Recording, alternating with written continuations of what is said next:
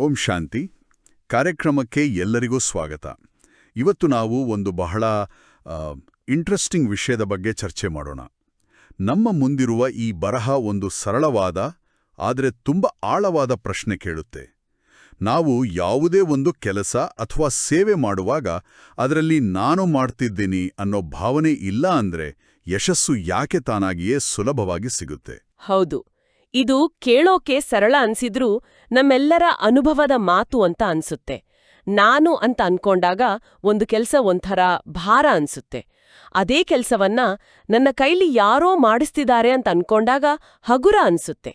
ಈ ಬರಹದ ತಿರುಳೇ ಇದು. ಸೇವೆ ಅನ್ನೋದು ಕೇವಲ ಒಂದು ಆಕ್ಷನ್ ಅಲ್ಲ, ಅದೊಂದು ಮನಸ್ಥಿತಿ, ಒಂದು ಭಾವ. ಆ ಭಾವ ಸರಿ ಇದ್ರೆ ಫಲಿತಾಂಶದ ಚಿಂತನೆ ಇರೋದಿಲ್ಲ. ಸರಿ, ಹಾಗಾದ್ರೆ ಈ ಮನಸ್ಥಿತಿಯನ್ನು ತಲುಪೋದು ಹೇಗೆ? ಈ ಬರಹದ ಪ್ರಕಾರ ಒಬ್ಬ ನಿಜವಾದ ಸತ್ಯ ಸೇವಾಧಾರಿಯ ಲಕ್ಷಣಗಳೇನು? ಇಲ್ಲಿಂದ ಶುರು ಮಾಡೋಣವೇ? ಖಂಡಿತ. ಈ ಬರಹದಲ್ಲಿ 3 ಪ್ರಮುಖ ಲಕ್ಷಣಗಳನ್ನ ಗುರುತಿಸಿದ್ದಾರೆ. ಮೊದಲನೇದು ಕರ್ತೃತ್ವ ತ್ಯಾಗ, ಅಂದ್ರೆ ನಾನೇ ಮಾಡಿದ್ದು, ನನ್ನಿಂದಲೇ ಆಯಿತು ಅನ್ನೋ ಭಾವನೆಯನ್ನ ಸಂಪೂರ್ಣವಾಗಿ ಬಿಟ್ಬಿಡೋದು. ಒಂದು ನಿಮಿಷ, ಇದು ಕೇಳೋಕೆ ಚೆನ್ನಾಗಿದೆ, ಆದರೆ ಪ್ರಾಕ್ಟಿಕಲ್ ಆಗಿ ತುಂಬಾ ಕಷ್ಟ ಅಲ್ವಾ? ನಮ್ಮ ಇಡೀ ಸಮಾಜ, ನಮ್ಮ ಎಜುಕೇಷನ್ ಸಿಸ್ಟಮ್, ಆಫೀಸ್ ಎಲ್ಲವೂ take credit for your work ಅಂತಾನೆ ಹೇಳ್ಕೊಡುತ್ತೆ. ಅದನ್ ಬಿಡೋದು ಅಂದ್ರೆ ಅದು ಹೇಗ್ ಸಾಧ್ಯ? ನೀವು ಕೇಳಿದ್ದು ಬಹಳ ಮುಖ್ಯವಾದ ಪ್ರಶ್ನೆ. ಇಲ್ಲಿ ಕರ್ತೃತ್ವ ತ್ಯಾಗ ಅಂದ್ರೆ ಕೆಲಸ ಮಾಡೋದನ್ನ ಬಿಡೋದು ಅಂತ ಅಲ್ಲ, ಅಥವಾ ನಿಮ್ಮ ಪ್ರಯತ್ನವನ್ನ ನಿರಾಕರಿಸೋದು ಅಂತಾನೂ ಅಲ್ಲ. ಅದರ ಕ್ರೆಡಿಟ್ ಅಥವಾ ಅದರ ಮಾಲೀಕತ್ವವನ್ನ ಮನಸ್ಸಿನಿಂದ ಬಿಡೋದು. ಎರಡನೇ ಲಕ್ಷಣ ಇದಕ್ಕೆ ಸಂಬಂಧಿಸಿದ್ದು ನಿಮಿತ್ತ ಭಾವ. ನಿಮಿತ್ತ ಭಾವ ಅಂದ್ರೆ ನಾನು ಈ ಕೆಲಸ ಮಾಡಲು ಕೇವಲ ಒಂದು ಉಪಕರಣ ಅಥವಾ ಒಂದು ಮಾಧ್ಯಮ ಅಂತ ಅರ್ಥಕೊಳ್ಳೋದು. ಓಕೆ, ಅಂದ್ರೆ ನಾನು ಮಾಡದೆ ಅನ್ನೋ ಬದಲು ನನ್ನ ಮೂಲಕ ಇದು ನಡೀತು ಅನ್ನೋ ಭಾವನೆ. ಎಕ್ಸಾಕ್ಟ್ಲಿ. ಮತ್ತು ಮೂರನೆಯ ಅತಿ ಸೂಕ್ಷ್ಮವಾದ ಲಕ್ಷಣ ಅಂದ್ರೆ ನಾನು ಅನ್ನೋ ನಮ್ಮ ಸಣ್ಣ ಅಸ್ತಿತ್ವವನ್ನ ಆ ಪರಮಶಕ್ತಿ, ಅಂದ್ರೆ ಇಲ್ಲಿ ತಂದೆ ಅಂತ ಸಂಬೋಧಿಸಿರೋ ಆ ಚೈತನ್ಯದ ಪ್ರೀತಿಯಲ್ಲಿ ಕರಗಿಸ್ಬಿಡೋದು. ಇಲ್ಲಿ ಒಂದು ಕುತೂಹಲಕಾರಿ ವ್ಯತ್ಯಾಸ ಇದೆ ನೋಡಿ. ನಾನು ಸೇವೆ ಮಾಡಿದೆ ಅನ್ನೋದ್ರಲ್ಲಿ ಒಂದು ಸೂಕ್ಷ್ಮವಾದ ಅಹಂಕಾರ ಇದೆ ಅಲ್ಲ, ಇದು ನಮ್ಮ ಅನುಭವನ್ನೇ ಬದಲಾಯಿಸ್ಬಿಡುತ್ತೆ. ಸೇವೆಯ ಭಾರವನ್ನೇ ಇಳಿಸಿ ಅದನ್ನ ಒಂದು ಸಂಭ್ರಮವನ್ನಾಗಿ ಮಾಡುತ್ತೆ. ವಾವ್! ಸೇವೆಯ ಭಾರವನ್ನೇ ಇಳಿಸಿ ಸಂಭ್ರಮವನ್ನಾಗಿ ಮಾಡೋದು, ಇದು ಅದ್ಭುತವಾಗಿದೆ. ಈ ಅಮೂರ್ತವಾದ ಐಡಿಯಾನ ಅರ್ಥ ಮಾಡಿಸೋಕೆ ಈ ಬರಹದಲ್ಲಿ ಕೆಲವು ಕಥೆಗಳನ್ನ ಕೊಟ್ಟಿದ್ದಾರೆ ಅಲ್ವಾ? ಇಲ್ಲಿಂದ ವಿಷಯ ಇನ್ನೂ ಸ್ವಾರಸ್ಯಕರವಾಗುತ್ತೆ ಅಂತ ನನಗನ್ಸುತ್ತೆ.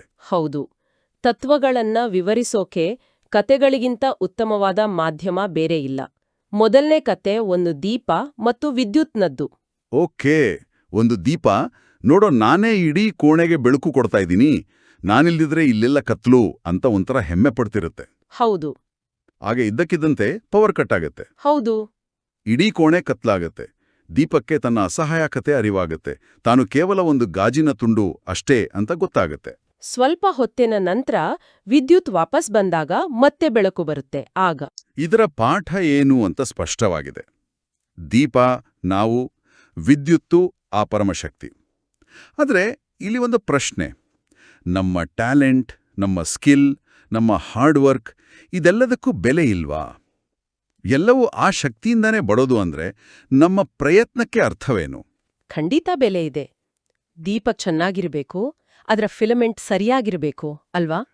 ಅಂದ್ರೆ ನಮ್ಮ ಸ್ಕಿಲ್, ನಮ್ಮ ಪ್ರಯತ್ನ 100% ಇರ್ಲೇಬೇಕು. ಆದ್ರೆ ದೀಪ ತಾನು ಬೆಳಕಿನ ಮೂಲ ಅಂತ ಅಂದ್ಕೋಬಾರ್ದು. ತಾನು ಬೆಳಕಿನ ಮಾಧ್ಯಮ ಅಂತ ಅಂದ್ಕೋಬೇಕು. ನಾವು ನಮ್ಮ ಟ್ಯಾಲೆಂಟಿಗೆ ಕಾರಣರಲ್ಲ, ನಾವು ಆ ಟ್ಯಾಲೆಂಟ್ನ ಜವಾಬ್ದಾರರು. ಆ ಪ್ರತಿಭೆಯನ್ನ, ಶಕ್ತಿಯನ್ನ ಜಗತ್ತಿಗೆ ತಲುಪಿಸೋ ಒಂದು ಚಾನೆಲ್ ಅಷ್ಟೇ ನಾವು. ಈ ಅರಿವು ಬಂದಾಗ ಯಶಸ್ಸು ಬಂದ್ರೆ ಅಹಂಕಾರ ಬರೋಲ್ಲ, ಸೋಲು ಬಂದ್ರೆ ನಿರಾಸೆಯೂ ಆಗೋಲ್ಲ. ಇದು ತುಂಬಾ ಆಳವಾದ ಮಾತು. We are not the source, we are the channel. ಇದೇ ರೀತಿ ಎರಡನೇ ಕಥೆ ಅಡುಗೆ ಮನೆಯಲ್ಲಿ ನಡೆಯುತ್ತೆ ಅಲ್ವಾ? ಹೌದು, ಇದು ನಮ್ಮೆಲ್ಲರ ಜೀವನದಲ್ಲಿ ಆಗುವಂಥದ್ದು. ಒಬ್ಬ ಸೇವಾಧಾರಿ ಅಡುಗೆ ಮಾಡ್ದಾಗ ಎಲ್ಲರೂ ವಾವ್, ಅದ್ಭುತ ರುಚಿ ಅಂತ ಹೊಗಳ್ತಾರೆ. ತಕ್ಷಣ ಅವನ ಮನಸ್ಸಿನಲ್ಲಿ ಇದು ನನ್ನ ಕೈಚಳಕ, ನನ್ನಿಂದಲೇ ಈ ರುಚಿ ಅನ್ನೋ ಹೆಮ್ಮೆ ಬರುತ್ತೆ. ಸಹಜ ಅದು. ಮರುದಿನ ಅದೇ ಅಡಿಗೆಯನ್ನ ಮತ್ತೆ ಮಾಡ್ತಾನೆ. ಆದ್ರೆ ಈ ಸಲ ಮನಸ್ಸಲ್ಲಿ ನಿನ್ನೆಗಿಂತ ಚೆನ್ನಾಗಿ ಮಾಡ್ಬೇಕು ಅನ್ನೋ ಒತ್ತಡ, ಸ್ವಲ್ಪ ಕೋಪ ಇರುತ್ತೆ. ಆಗೇನಾಗತ್ತೆ, ಅಡಿಗೆ ರುಚಿಯೂ ಕೆಡುತ್ತೆ, ಅವನ ಮನಸ್ಸಿನ ಶಾಂತಿಯೂ ಹಾಳಾಗತ್ತೆ. ಇದನ್ನ ನಾವು ಸ್ವಲ್ಪ ದೊಡ್ಡ ಚಿತ್ರದಲ್ಲಿ ನೋಡಿದ್ರೆ ನಮ್ಮ ಆಂತರಿಕ ಭಾವ ನೇರವಾಗಿ ನಮ್ಮ ಕೆಲಸದ ಫಲದ ಮೇಲೆ ಪರಿಣಾಮ ಬೀರುತ್ತೆ. ಮೊದಲನೇ ದಿನ ಅವನ ಮನಸ್ಸು ಪ್ರೀತಿಯಿಂದ ಸಹಜವಾಗಿತ್ತು. ಆಗ ಅವನ ಕೈಗಳು ಒಂದು ಮಾಧ್ಯಮವಾಗಿ ಕೆಲಸ ಮಾಡಿದ್ವು. ಕೈಚಳಕ ಅನ್ನೋದು ಬರೀ ಮೆಕ್ಯಾನಿಕಲ್ ಸ್ಕಿಲ್ ಅಲ್ಲ, ಅದು ನಮ್ಮ ಮಾನಸಿಕ ಸ್ಥಿತಿಯ ಜೊತೆ ಸೇರಿದೆ. ಎರಡನೇ ದಿನ ಅಹಂಕಾರ ಮತ್ತು ಒತ್ತಡ ಬಂದಾಗ ಆ ಸಹಜವಾದ ಫ್ಲೋ ಸ್ಟೇಟ್ ಇದೆಯಲ್ಲ, ಅದು ಮುರಿದುಹೋಯಿತು. ಅಂದ್ರೆ ಆತ ತನ್ನ ಭಾವವನ್ನ ಬದಲಾಯಿಸಿದ್ರಿಂದ ಫಲವೂ ಬದಲಾಯಿತು. ಕೈಗಳೂ ಅವೇ, ಸಾಮಗ್ರಿಗಳೂ ಅವೇ, ಆದರೆ ಫಲಿತಾಂಶ ಬೇರೆ. ಇದು ಸತ್ಯ. ನಾವು ಕೂಡ ಯಾವಾಗ ಪ್ರೆಷರ್ ತಗೊಳ್ತೀವೋ ಆಗ ಚಿಕ್ಕಪುಟ್ಟ ತಪ್ಪುಗಳನ್ನ ಮಾಡ್ತೀವಿ, ಹೌದಲ್ಲ? ಖಂಡಿತ. ಆ ಮೂಲದಿಂದ ಬರುವ ಸ್ಫೂರ್ತಿ, ಸೃಜನಶೀಲತೆ ಎಲ್ಲವೂ ಅಹಂಕಾರದ ಗೋಡೆಯಿಂದಾಗಿ ಬ್ಲಾಕ್ ಆಗಿ ಬಿಡುತ್ತೆ. ಇದನ್ನೇ ಈ ಕಥೆ ಹೇಳೋದು. ಸರಿ, ಇನ್ನು ಮೂರನೇ ಕಥೆ ಒಬ್ಬ ತೋಟಗಾರನದ್ದು. ಅವನು ಒಂದು ಸುಂದರವಾದ ಹೂ ಅರಳಿದ್ದನ್ನು ನೋಡಿ, ನಾನು ಈ ಹೂವನ್ನ ಅರಳಿಸಿದೆ ಅಂತ ಹೆಮ್ಮೆಯಿಂದ ಹೇಳ್ಕೊಳ್ತಾನೆ. ಇದು ಕೂಡ ದೀಪದ ಕಥೆಯ ಹಾಗೇನೆ ಅಲ್ವಾ? ಹೌದು, ಆದರೆ ಇದರಲ್ಲಿ ಇನ್ನೊಂದು ಸೂಕ್ಷ್ಮವಾದ ಅಂಶವಿದೆ. ಆಗ ಅವನ ಗುರು ಹೇಳ್ತಾರೆ, ಮಗು, ನೀನು ಕೇವಲ ನೀರ್ ಹಾಕಿದೆ, ಗೊಬ್ಬರ ಹಾಕಿದೆ ಅಷ್ಟೇ. ಸೂರ್ಯ ತನ್ನ ಬೆಳಕನ್ನ ಕೊಟ್ಟ, ಭೂಮಿ ಪೋಷಕಾಂಶಗಳನ್ನ ಕೊಟ್ಲು, ಗಾಳಿ ಮೋಡ ಎಲ್ಲವೂ ತಮ್ಮ ಕೆಲ್ಸ ಮಾಡಿದ್ವು. ಈ ಎಲ್ಲದರ ಸಹಕಾರದಿಂದಾಗಿ ಹೂವು ಅರಳಿತು. ಹೂವು ಅರಳಿದ್ದು ಆ ಪರಮಶಕ್ತಿಯ ನಿಯಮದಿಂದ. ಸಹಕಾರ, ಈ ಪದ ತುಂಬಾ ಮುಖ್ಯ ಅನ್ಸುತ್ತೆ. ಅಂದ್ರೆ ನಮ್ಮ ಸೇವೆ ಅಥವಾ ಕೆಲಸ ಅನ್ನೋದು ಒಂದು ದೊಡ್ಡ ಪ್ರಕ್ರಿಯೆಯಲ್ಲಿ ನಮ್ಮ ಒಂದು ಸಣ್ಣ ಪಾತ್ರ ಅಷ್ಟೇ. We are just co-creators. Perfect. ಈ ಅರಿವು ಬಂದಾಗೇನಾಗತ್ತೆ, ನಾನೇ ಎಲ್ಲ ಅನ್ನೋ ಅಹಂ ಹೋಗಿ ನಾನು ಒಂದು ಭಾಗ ಅನ್ನೋ ವಿನಯ ಬರುತ್ತೆ.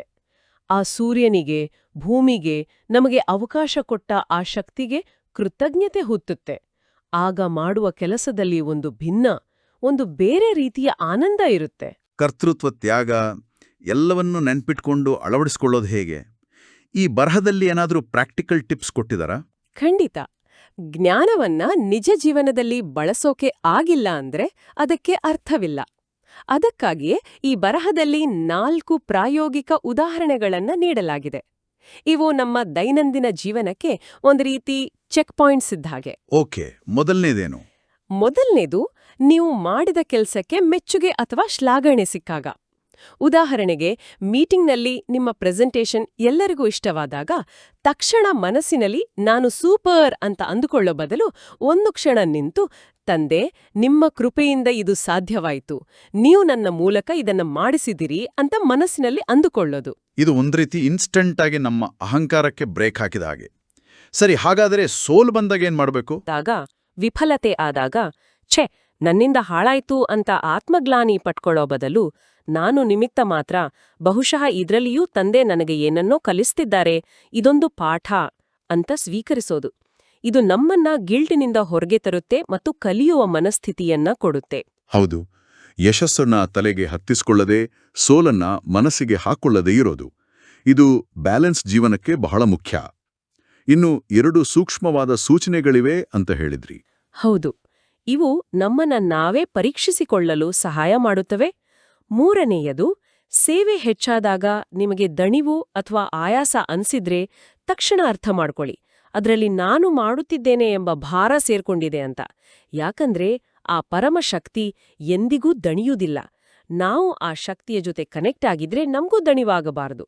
ದಣಿವು ಬರ್ತಿದೆ ಅಂದ್ರೆ ಕನೆಕ್ಷನ್ ಕಟ್ಟಾಗಿದೆ, ನಾನು ಅನ್ನೋ ಬ್ಯಾಟರಿ ಮೇಲೆ ಕೆಲಸ ನಡೀತಿದೆ ಅಂತ ಅರ್ಥ. ಇದು ಬಹಳ ಇಂಟ್ರೆಸ್ಟಿಂಗ್ ಆಗಿದೆ. ಅಂದ್ರೆ ಫಿಸಿಕಲ್ ಆಯಾಸ ಬೇರೆ, ಮೆಂಟಲ್ ಡ್ರೇನ್ ಆಗೋದು ಬೇರೆ. ನಾವು ಮಾಡುವ ಕೆಲಸವೇ ನಮಗೆ ಭಾರ ಅನಿಸಿದ್ರೆ ಅಲ್ಲಿ ನಮ್ಮ ಅಹಂ ಕೆಲಸ ಮಾಡ್ತಿದೆ ಅಂತಾನ? ಖಂಡಿತ. ನಿಜವಾದ ಸೇವೆಯು ಶಕ್ತಿಯನ್ನ ಖಾಲಿ ಮಾಡೋದಿಲ್ಲ, ಬದಲಿಗೆ ನಮ್ಮನ್ನ ಇನ್ನಷ್ಟು ಶಕ್ತಿಯಿಂದ ತುಂಬುತ್ತೆ. ಇನ್ನು 4ನೇ ಮತ್ತು ಕೊನೆಯ ಸೂಚನೆ, ನೀವು ಮಾಡುವ ಸೇವೆ ಮೌನವಾಗಿ, ಯಾವುದೇ ಪ್ರಚಾರವಿಲ್ಲದೆ, ಯಾರಿಗೂ ಗೊತ್ತಿಲ್ಲದಂತೆ ನಡೆದಾಗ, ನಿಮ್ಮ ಮನಸ್ಸಿನ ಶಾಂತಿ ಹೆಚ್ಚಾದ್ರೆ ಅದು ಸತ್ಯ ಸೇವೆಯ ಗುರುತು. ಹೊಗಳಿಕೆ ಸಿಕ್ಕಾಗ ಖುಷಿ ಪಡೋದು ಸಹಜ, ಆದ್ರೆ ಯಾರೋ ನೋಡದಿದ್ದಾಗಲೂ ಅದೇ ಉತ್ಸಾಹ ಅದೇ ಶಾಂತಿಯಿಂದ ಕೆಲಸ ಮಾಡಕ್ಕೆ ಸಾಧ್ಯವಾದ್ರೆ ಆಗ ನಾವು ನಿಮಿತ್ತ ಭಾವದಲ್ಲಿ ಸ್ಥಿತರಾಗಿದ್ದೇವೆ ಅಂತ ಅರ್ಥ. ಓಕೆ, ಈ 4 ಚೆಕ್ ಪಾಯಿಂಟ್ಸ್ ತುಂಬ ಉಪಯುಕ್ತವಾಗಿದೆ. ಈ ಮನಸ್ಥಿತಿಯನ್ನ ಒಂದು ಅಭ್ಯಾಸವನ್ನಾಗಿ ಮಾಡ್ಕೊಳ್ಳೋಕ್ಕೆ ಏನಾದರೂ ಸರಳವಾದ ದೈನಂದಿನ ಪ್ರಾಕ್ಟೀಸ್ ಇದೆಯಾ? ಇದೆ. ಇದೊಂದು ಸರಳವಾದ 3 ಹಂತದ ದೈನಂದಿನ ಸಂಕಲ್ಪ. ಇದು ನಮ್ಮ ಪ್ರತಿ ಕೆಲಸದಲ್ಲಿಯೂ ನಾನು ಅನ್ನೋದನ್ನ ಕರಗಿಸಲು ಸಹಾಯ ಮಾಡುತ್ತೆ. ಮೊದಲನೇ ಹಂತ, ಯಾವುದೇ ಕೆಲಸ ಆರಂಭಿಸುವ ಮೊದಲು 1 ಸೆಕೆಂಡ್ ಕಣ್ಣು ಮುಚ್ಚಿ ತಂದೆ ನೀವು ಮಾಡಿಸಿ ಅಂತ ಮನಸ್ಸಿನಲ್ಲಿ ಸಂಕಲ್ಪ ಮಾಡೋದು. ಕೆಲಸದ ಚುಕ್ಕಾಣಿಯನ್ನ ಅವರ ಕೈಗೆ ಕೊಡೋದು. ಹೌದು. ಎರಡನೇ ಹಂತ, ಕೆಲಸ ನಡೆಯುತ್ತಿರುವಾಗ ಮಧ್ಯದಲ್ಲಿ ನಮ್ಮ ಅಹಂಕಾರ ನೋಡು ನಾನೆಷ್ಟು ಚೆನ್ನಾಗಿ ಮಾಡ್ತಿದ್ದೀನಿ ಅಂತ ತಲೆ ಎತ್ತಬಹುದು. ಆಗ ನಾನು ನಿಮಿತ್ತ ಅಂತ ನಮಗೆ ನಾವೇ ನೆನಪಿಸ್ಕೊಳ್ಳೋದು. ಮತ್ತೆ ನಮ್ಮನ್ನ ಸರಿಯಾದ ಟ್ರ್ಯಾಕ್ಗೆ ತಂದುಕೊಳ್ಳೋದು. ಕರೆಕ್ಟ್.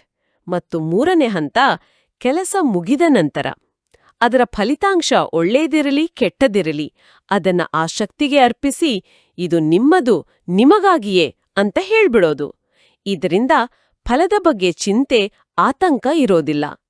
ಈ 3 ವಾಕ್ಯಗಳು ನೀವು ಮಾಡಿಸಿ, ನಾನು ನಿಮಿತ್ತ, ಇದು ನಿಮ್ಮದು, ಇವು ನಮ್ಮನ್ನು ಪ್ರತಿ ಹಂತದಲ್ಲೂ ಹಗುರವಾಗಿಡಲು ಸಹಾಯ ಮಾಡುತ್ತವೆ. ಒಟ್ಟಾರೆಯಾಗಿ ಈ ಇಡೀ ಚರ್ಚೆಯ ಸಾರಾಂಶವನ್ನ ನೋಡಿದ್ರೆ ನಿಜವಾದ ಸೇವೆ ಅನ್ನೋದು ನಾವು ಎಷ್ಟು ದೊಡ್ಡ ಕೆಲಸ ಮಾಡ್ತೀವಿ, ಎಷ್ಟು ಜನರಿಗೆ ಸಹಾಯ ಮಾಡ್ತೀವಿ ಅನ್ನೋದರ ಮೇಲೆ ನಿಂತಿಲ್ಲ.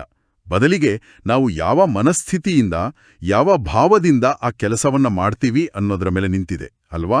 ಇಲ್ಲಿ ಒಂದು ಅದ್ಭುತವಾದ ಘೋಷವಾಕ್ಯ ಇದೆ. ವ್ಯರ್ಥವನ್ನು ಸಮಾಪ್ತಿಗೊಳಿಸಿಬಿಡಿ, ಸೇವೆಯ ಅವಕಾಶಗಳು ಸ್ವತಃ ನಿಮ್ಮ ಮುಂದೆ ಬರುತ್ತವೆ. ಇದರ ಅರ್ಥ ಏನು? ಇದರರ್ಥ ನಾವು ನಮ್ಮ ಮನಸ್ಸಿನಲ್ಲಿರೋ ವ್ಯರ್ಥ ಯೋಚನೆಗಳು ಅಂದ್ರೆ ಚಿಂತೆ, ಭಯ, ಹೊಟ್ಟೆಕಿಚ್ಚು, ನನಗ್ಯಾಕೆ ಕ್ರೆಡಿಟ್ ಸಿಗ್ಲಿಲ್ಲ ಅನ್ನೋ ಬೇಸರ, ಇವೆಲ್ಲವನ್ನೂ ಬಿಟ್ಬಿಟ್ರೆ ನಮ್ಮ ಮನಸ್ಸು ಶುದ್ಧವಾಗುತ್ತೆ. ಆಗ ಸರಿಯಾದ ಸೇವೆ ಮಾಡಲು ಬೇಕಾದ ಅವಕಾಶಗಳು ತಾವಾಗಿಯೇ ನಮ್ಮನ್ನು ಹುಡುಕ್ಕೊಂಡ್ ಬರ್ತವೆ. ನಾವು ಅವಕಾಶಗಳ ಹಿಂದೆ ಓಡ್ಬೇಕಾಗಿಲ್ಲ, ಅವಕಾಶಗಳೇ ನಮ್ಮ ಯೋಗ್ಯತೆಯನ್ನು ನೋಡಿ ಬರ್ತವೆ. ಹಾಗಾದ್ರೆ ಈ ಇಡೀ ಚರ್ಚೆಯ ಕೊನೆಯಲ್ಲಿ ಈ ಬರಹದಿಂದ ನಾವು ತೆಗೆದುಕೊಳ್ಳಬಹುದಾದ ಒಂದು ವರದಾನದಂತಹ ಮಾತ್ಯಾವುದು? ಕೊನೆಯದಾಗಿ ಈ ಬರಹವು ಹೇಳುವಂತೆ, ಸತ್ಯ ಸೇವಾಧಾರಿ ಎಂದರೆ ದೊಡ್ಡ ದೊಡ್ಡ ಕಾರ್ಯಗಳನ್ನು ಮಾಡುವವನಲ್ಲ, ಬದಲಿಗೆ ಕರ್ತೃತ್ವದ ಅಹಂಕಾರವನ್ನು ತ್ಯಾಗ ಮಾಡಿ ಆ ತಂದೆಯ ಕೈಯಲ್ಲಿ ತನ್ನ ಕೈಯನ್ನು ಒಂದು ಮಗುವಿನಂತೆ ಇಡುವವನು. ಯಾರು ತನ್ನ ಬುದ್ಧಿ, ಶಕ್ತಿ ಮತ್ತು ಸಾಮರ್ಥ್ಯಗಳನ್ನ ಆ ಪರಮಶಕ್ತಿಯ ಕೈಯಲ್ಲಿ ಒಂದು ಉಪಕರಣದಂತೆ ನೀಡುತ್ತಾನೋ ಅವನೇ ನಿಜವಾದ ಸೇವಾಧಾರಿ. ಅಂತಹ ಸೇವೆಯಲ್ಲಿ ಎಂದಿಗೂ ದಣಿವಿರುವುದಿಲ್ಲ ಮತ್ತು ಅದರ ಫಲ ಖಚಿತವಾಗಿರುತ್ತದೆ. ಯಾಕೆಂದರೆ ಫಲದ ಚಿಂತೆ ಅವನದ್ದಲ್ಲ, ಆ ಮಾಡಿಸುವ ಶಕ್ತಿಯದ್ದಾಗಿರ್ತದೆ. ಇದು ಕೇಳುಗರಿಗೆ ಒಂದು ಆಳವಾದ ಆಲೋಚನೆಯನ್ನು ಕೊಡಬಹುದು. ಈ ಚರ್ಚೆಯನ್ನು ಕೇಳಿದ ನಂತರ ಒಂದು ಕ್ಷಣ ಯೋಚಿಸಬಹುದು. ಸೇವೆ ಒಂದು ಸಹಕಾರ ಅನ್ನೋ ಈ ಆಲೋಚನೆಯ ಆಧಾರದ ಮೇಲೆ ನಮ್ಮ ಜೀವನದ ಯಾವ ಕ್ಷೇತ್ರದಲ್ಲಿ ಎಲ್ಲವನ್ನೂ ನಾನೇ ಮಾಡುತ್ತಿದ್ದೇನೆ, ನನ್ನಿಂದಲೇ ಎಲ್ಲವೂ ನಡೆಯುತ್ತಿದೆ ಅಂತ ನಾವು ಅತಿಯಾಗಿ ಭಾವಿಸುತ್ತಿದ್ದೇವೆ.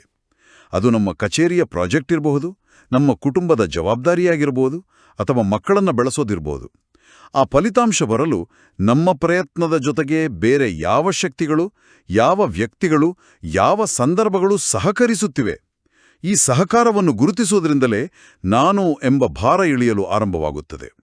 ಓಂ ಶಾಂತಿ.